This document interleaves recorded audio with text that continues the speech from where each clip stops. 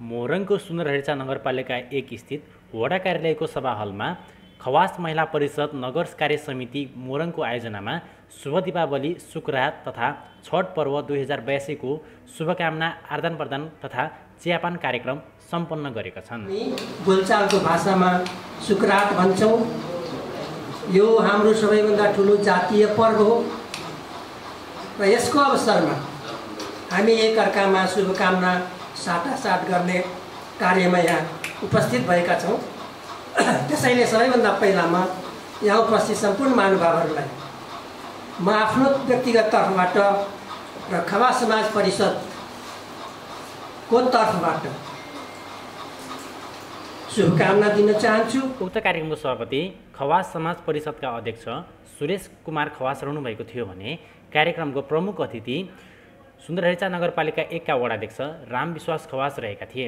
So कार्यक्रममा विशिष्ट अतिथि संविधान सभा सदस्य भुटिनी देवी खवास, त्यसैगरी केन्द्रीय अध्यक्ष दीपक सिंह खवास, केन्द्रीय महासचिव कुमार विक्रम खवास, त्यसैगरी संस्थापक अध्यक्ष तिलकचन्द खवास लगायतका विशिष्ट अतिथिहरूको उपस्थिति रहेको थियो।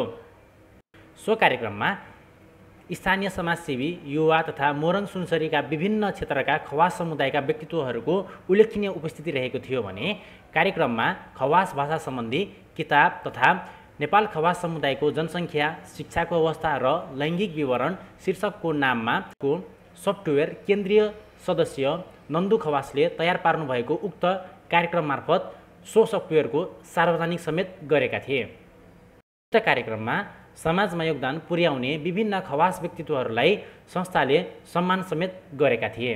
त्यसैगरी हामीले खवास समाज परिषदका अध्यक्ष सुरेश कुमार खवाससँग कुराकानी गरेका छौँ। खवास भाषाको किताब तयार पारेको छ, त्यो किताबलाई हामी ग्रहण गर्दैछौँ। यो सँगसँगै हामीले खवास जाति नेपालमा कति छ त्यो सङ्ख्या पत्ता लगाउनको लागि हाम्रै खवास समाज परिषदका केन्द्रीय सदस्य नन्दु खवासले तयार पार्नु भएको सफ्टवेयर आजदेखि हामी ग्रहण गर्दै यो परिषदले ग्रहण गर्दै जानेछ अथवा लिनेछ। आज यो सँगै हामीले आजको यस कार्यक्रमको आयोजना गर्नुको उद्देश्य भनेको हामी खवास समुदाय, थारू समुदाय, राजधानी समुदाय, दनुवार लगायत तराई मूलका धेरै आदिवासी समुदायले मनाउँदै आएको पर्व हो। हामीले यो संस्कृतिलाई, यो चाडलाई जगेर्ना गर्दै लानुपर्नेछ र हामीले आफ्नै तरिकाले आफ्नै मौलिक कुराहरूलाई पनि देखाउँदै आउने पुस्ताहरूलाई यस विषयमा जानकारी गराउँदै हामी संरक्षण गर्ने हेतुले यो कार्यक्रमको आयोजना गरिएको छ।